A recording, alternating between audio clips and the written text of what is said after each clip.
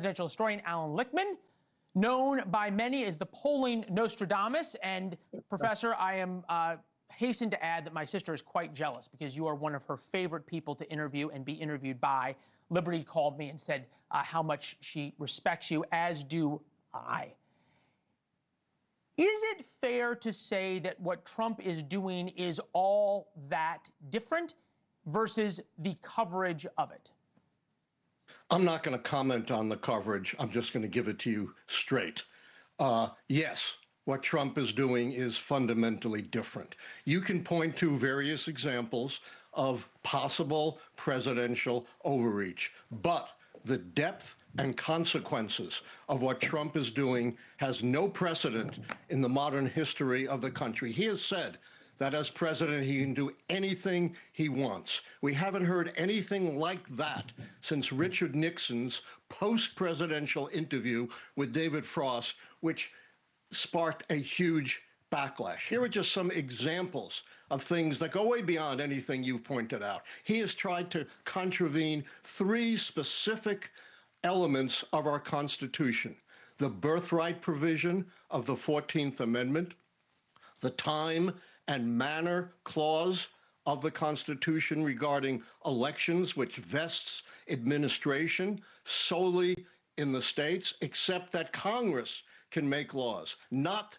that the president. He has no authority whatsoever, and yet he's claimed the states have to do what he demands on elections. He's even contravened the 10th Amendment to the Constitution, saying states are just agents of the federal government. And of course, he's contravened the First Amendment, which the Supreme Court has said protects flag burning as speech.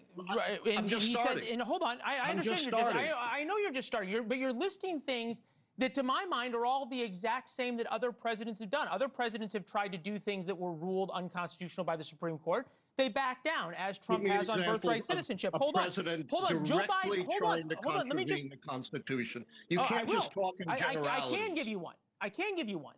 Okay, Joe Biden was told by the Supreme Court, you can't relieve federal student loans, and he did it anyway, and then he bragged about going around the Supreme Court. He tried to use the power of the federal government to put vaccine mandates on private employers. I want to talk about going way beyond the scope of what the presidency should be able to do. Okay, the Keystone XL pipeline revocation, among others that he bragged about. My point is that everything you've said that Donald Trump has done, yes, he has done, but I think the difference is that people don't like what he's doing rather than it being any different.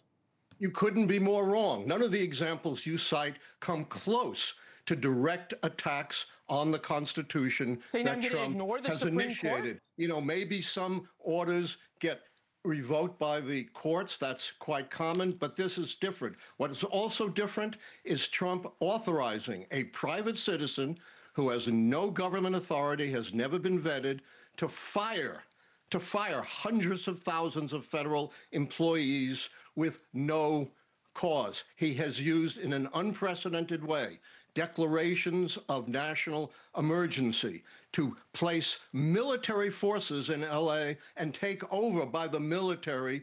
I noted what you said about he that. has hold on. Not only stopped all research on climate change. Okay, but I'm sorry. I can go on and on. None of these are comparable to anything you cite.